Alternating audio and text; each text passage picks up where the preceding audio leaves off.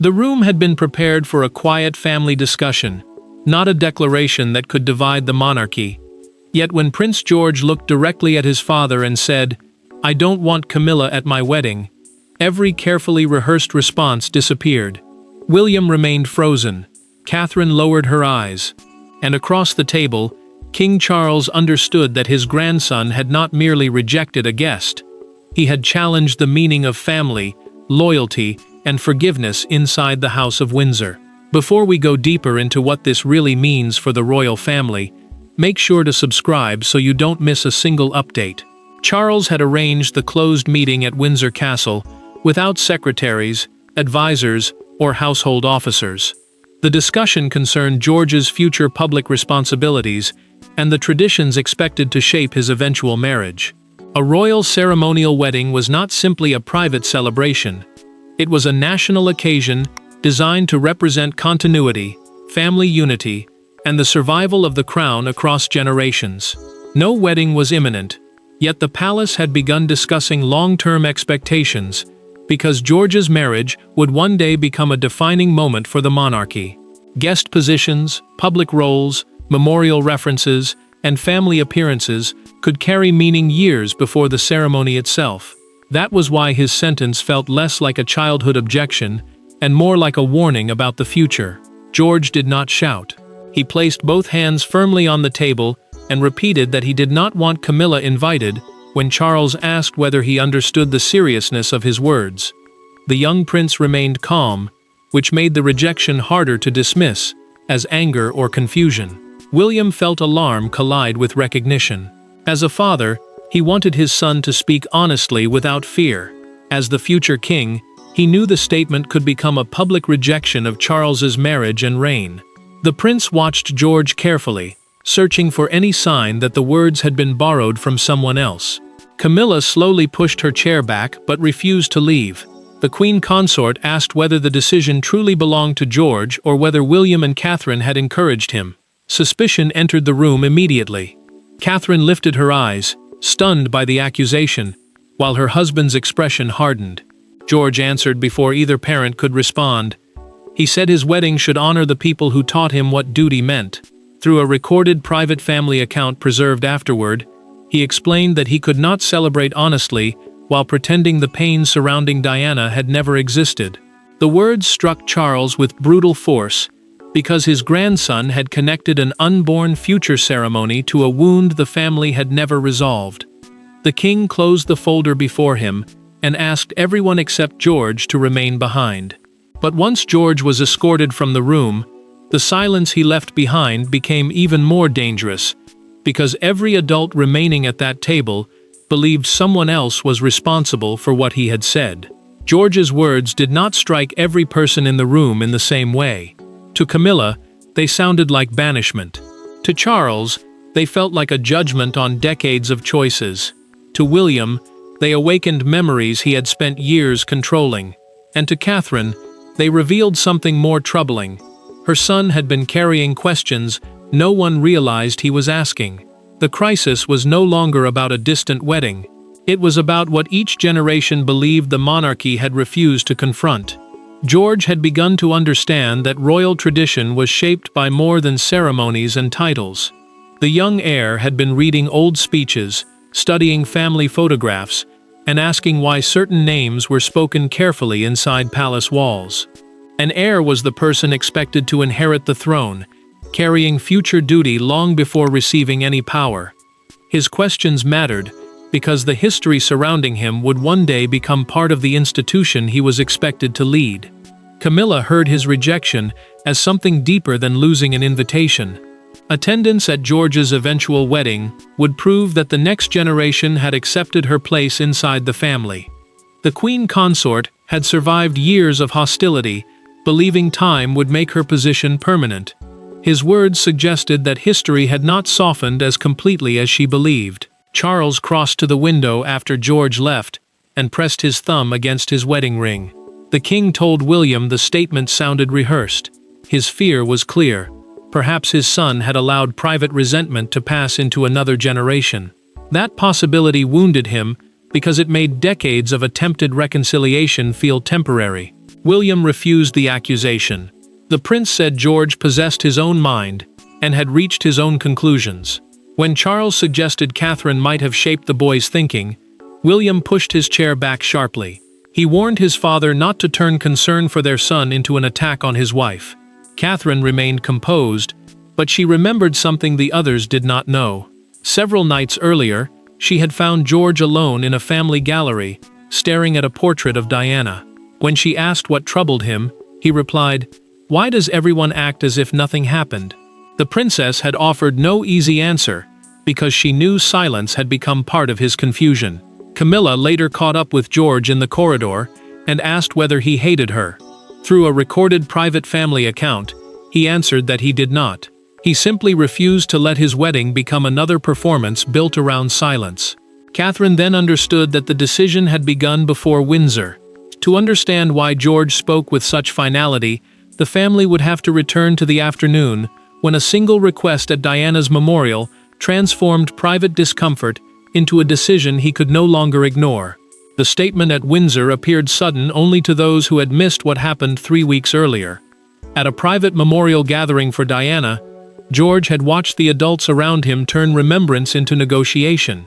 He saw his father become guarded, his grandfather become defensive, and Camilla make one request that seemed small enough to dismiss. But to the young prince, that request carried an unbearable message. Even in a room dedicated to the woman whose loss shaped his family, someone was still trying to control how she was remembered. William had arranged the gathering in Diana's former Kensington palace garden, away from cameras and official speeches. A private memorial ceremony was a family event, held to honor someone's life without public ceremony or state protocol.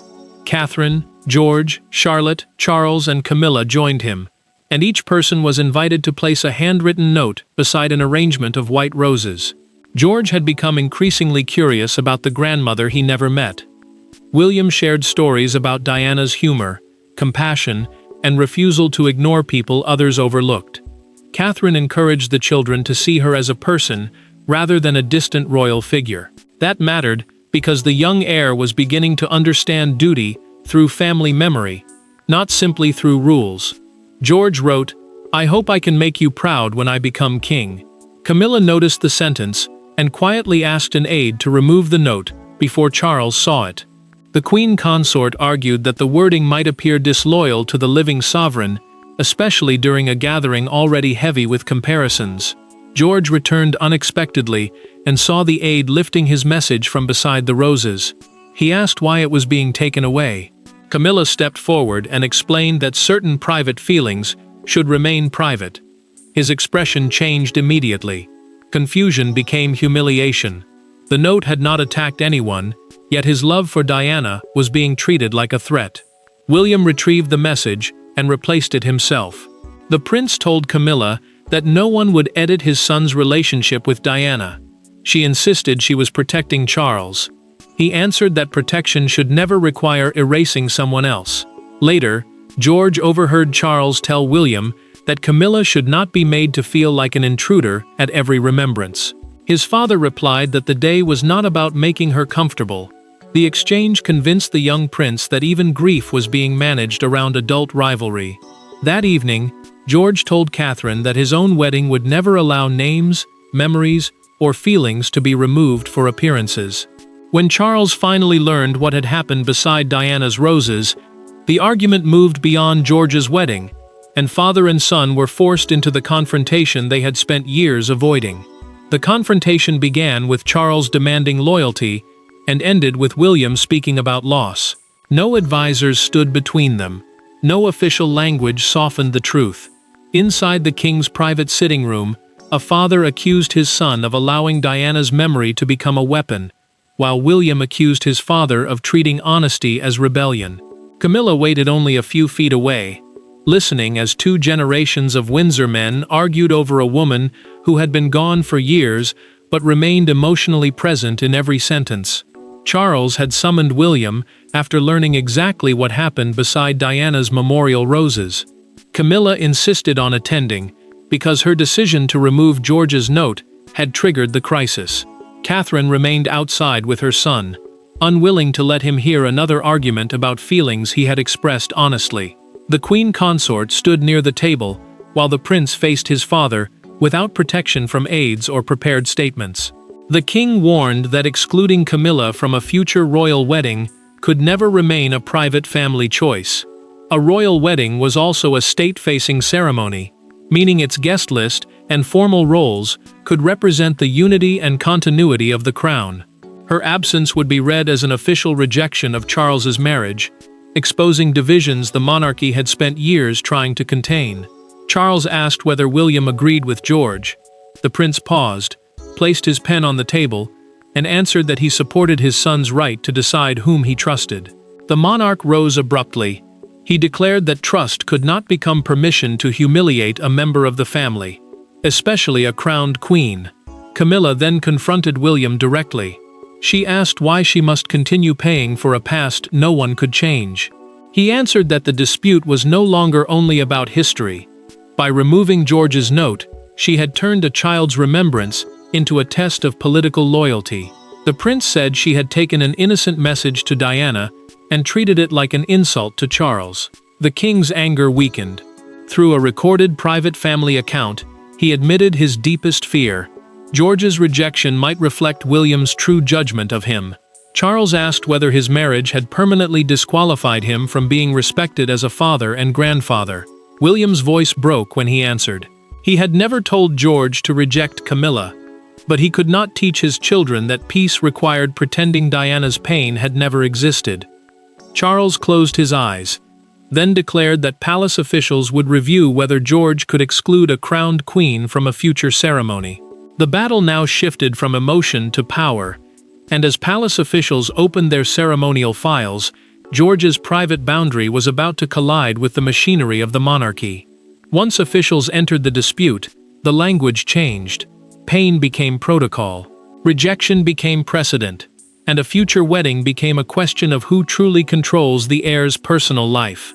Yet beneath the ceremonial rules stood one frightened grandfather, one determined father, and one young prince whose words were being discussed in rooms he could not enter. Charles searched for a rule that could restore Camilla's place. William searched for a boundary that could protect George. What they discovered gave neither man the victory he expected. The Lord Chamberlain's office prepared a confidential briefing on how guest lists for major royal weddings were created. That office was the department responsible for ceremonial planning, formal invitations, and the smooth running of state occasions. The document explained that a reigning sovereign could strongly recommend guests, especially those connected to diplomacy or public duty. Yet the couple retained meaningful personal authority over invitations that carried no constitutional requirement. Camilla's position made the question more difficult. As Charles's wife, she would normally be expected to hold a prominent ceremonial seat. Tradition created a powerful expectation, but the briefing made clear that it did not create an absolute legal command forcing George to invite her. That distinction mattered because the king could advise, pressure, and negotiate. He could not simply erase the young prince's wishes. Charles read the relevant paragraph twice. The monarch removed his glasses, placed the pages flat on the desk, and remained silent. For the first time, he understood that authority could not solve the wound his family had created. Ordering an invitation might protect appearances, but it could destroy trust with his grandson. William then explained to George that his sentence had moved beyond the private room. The young heir became distressed and admitted he had never wanted a national argument. Catherine sat beside him and said honesty carried consequences, especially for someone whose private choices would one day become public symbols. Her words comforted him without pretending the situation was simple. Officials proposed a compromise. Camilla could attend the religious ceremony while remaining absent from the smaller family events. Charles considered the plan because it protected public dignity while recognizing George's discomfort. George rejected it. He said the issue was not where Camilla sat, it was whether his wishes mattered. Inviting her under pressure would turn the wedding into the exact performance he feared, one built around appearances rather than truth. Camilla heard the decision through a documented private briefing and made an unexpected request. She wanted to speak with George alone. For the first time, Camilla would face the young prince without titles, advisors, or royal procedure to protect either of them, and what followed would decide whether the conflict hardened or finally began to change. Camilla entered the room, expecting accusation. Instead, George offered something more difficult: honesty without cruelty. He did not call her an enemy. He did not blame her for every fracture in his family. He simply explained why he could not imagine looking toward the front row on his wedding day and seeing someone connected, in his mind, to years of suppressed grief. For the first time since the crisis began, the Queen Consort was not confronting William's anger or public judgment. She was confronting a child's disappointment. George had agreed to meet her in a small Windsor library, without aides, advisors, or family witnesses. A private royal library was a restricted room used for reading, confidential conversations, and family discussions away from formal ceremony. A tray of tea remained untouched between them, and the closed door removed the distance that titles usually created. Camilla spoke first. She admitted that she had ordered his memorial note removed because she feared it would reopen conflict between Charles and William. The Queen explained that years of public rejection had taught her to expect pain before it arrived.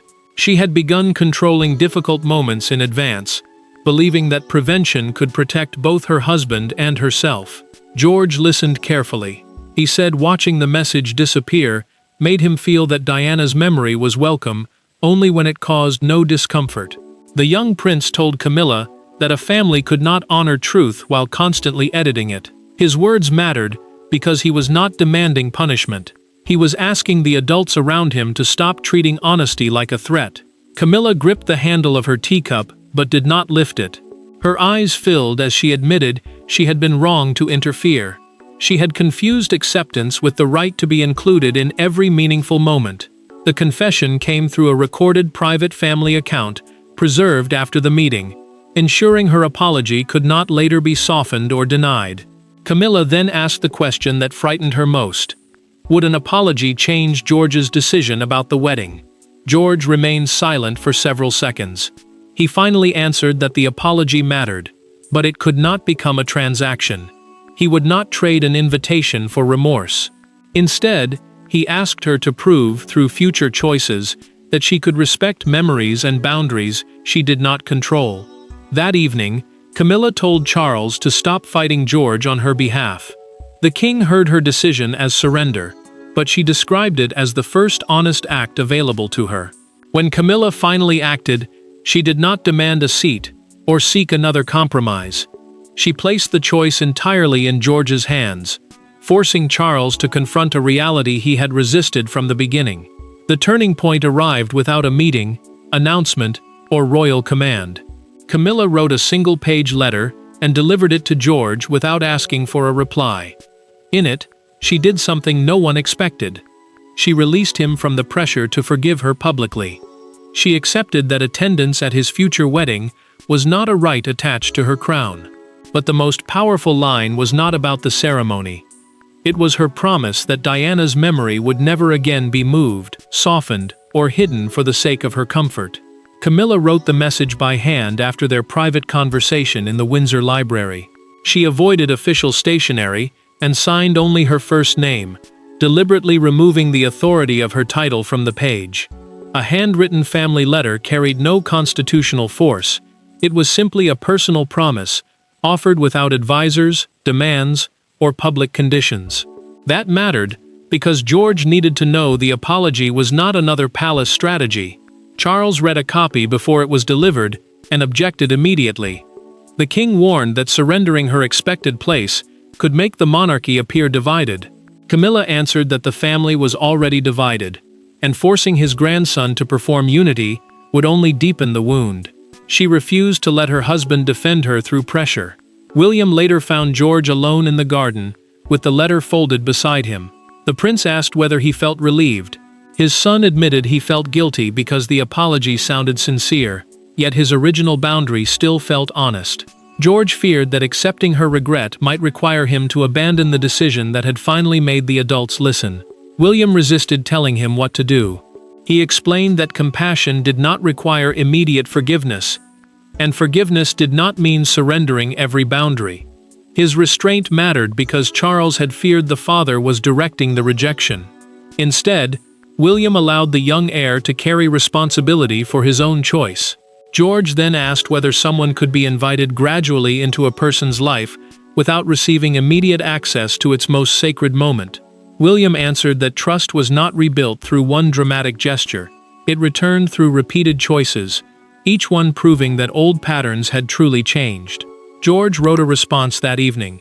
He said the wedding decision would remain unchanged for now, but he accepted Camilla's apology. He also invited her to attend a future private remembrance for Diana, on one condition. She must come without changing a word, moving a note, or altering any part of the gathering.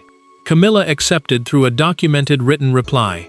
As George and Camilla reached a fragile understanding behind closed doors, the story exploded beyond Windsor, and one newspaper image transformed a family wound into a national conversation.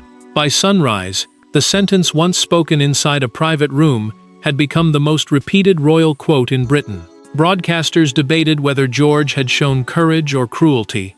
Commentators argued over Diana, Camilla, inheritance, and forgiveness. Outside palace gates, flowers appeared beside handwritten cards bearing the names of two women whose histories remained painfully connected. Yet one front page captured the crisis with brutal simplicity. George's solemn face beside an empty ceremonial chair, beneath a headline declaring that the next generation had refused to inherit the silence of the last. The leaked account spread across television, radio, newspapers, and online platforms before the palace could agree on a response. A ceremonial decision was a formal choice about who attended, where they sat, and what role they held during a major royal occasion. Officials understood that denying George's words could create a greater scandal if the fuller conversation later emerged. Silence, however, allowed the most dramatic interpretation to dominate. Commentators divided almost immediately. Some argued that a young prince's private boundary had been unfairly transformed into a political statement. Others called it proof that the pain surrounding Diana and Camilla still shaped the monarchy decades later. The debate mattered because George was not an ordinary child. Every personal choice he made could be treated as a sign of the future reign. Charles watched an early morning broadcast alone as the presenter repeated his grandson's sentence. The king switched off the television before the quote ended, and told a senior aide that no child should have private emotions turned into a national referendum. His anger was aimed at the leak, but guilt remained beneath it. The family's silence had created the pressure George finally broke. William refused every request for his son to appear publicly or release an apology. The prince told palace staff that the future king would not be placed before cameras simply to reduce embarrassment for adults. He would protect George from becoming both the cause of the crisis and the instrument used to contain it. Outside Kensington Palace, a crowd gathered near Diana's memorial garden. One handwritten card rested among white roses. "Let the boy remember his grandmother." Cameras captured the message while visitors stood in unusual silence. The palace finally issued a formal statement confirming that a private family discussion had occurred. It said future ceremonial choices would respect personal relationships. Crucially, it neither denied George's words nor guaranteed Camilla's invitation. Charles then summoned George and Camilla for one final conversation. The public had already delivered its arguments, but the final verdict belonged to the family, and inside Windsor, George would explain what his shocking sentence was truly meant to protect. The final meeting contained no accusations, and no attempt to rewrite what had happened. George entered knowing his boundary had caused pain. Camilla entered knowing her actions had helped create it. Charles entered understanding that royal authority could not force emotional acceptance, while William and Catherine came prepared to support their son without speaking for him. By the time the conversation ended, no wedding invitation had been issued. Yet the family had achieved something more important. Truth had finally been allowed into the room without being treated as betrayal. George, Camilla, Charles, William, and Catherine returned to the same Windsor room where the original declaration had been made. The choice was deliberate. A family reconciliation meeting was a private conversation intended to resolve personal conflict without changing constitutional roles or issuing public commands. They had come back to the place of rupture so they could leave it with a shared understanding rather than another controlled silence. George spoke first. He said his words had never been designed to humiliate Camilla or punish Charles. The young prince wanted control over one future day, when family memory would not be edited to protect appearances. His wedding decision remained unchanged, but he wanted everyone to understand that the boundary came from pain, not hatred. Charles lowered his head before answering. The king admitted that he had reacted as a monarch before responding as a grandfather. He had treated George's feelings like a threat to the institution instead of recognizing them as a request for honesty. The apology mattered because royal authority had finally accepted a limit it could not overrule. Camilla then addressed George directly. The queen consort said she would not expect an invitation and would never ask Charles to secure one. She also promised that whenever Diana was remembered by William's children, she would not interfere, redirect the conversation, or make herself the center of that remembrance. George did not reverse his decision. Instead, he thanked Camilla for listening and said he was willing to rebuild their relationship slowly. He reached across the table. She took his hand without asking what the gesture meant for the wedding. William watched his son accomplish what earlier generations had often failed to do. The prince understood that George had separated forgiveness from denial. He had chosen compassion without surrendering the truth. Catherine remained beside him, recognizing that the young heir had ended the cycle of forced silence rather than extending it. The monarchy survived not because everyone was promised a place at every ceremony, but because its future king learned that duty without honesty became performance. George's declaration caused shock, yet its lasting meaning was clear. The next generation would respect the crown without allowing it to erase personal pain. And when the family finally rose from the table, the empty promise of a wedding invitation no longer defined them. What remained was a harder, more honest peace, one built not on forgetting the past, but on refusing to let it control the future. Thanks for watching. Please don't forget to like and subscribe, and we will see you in next one.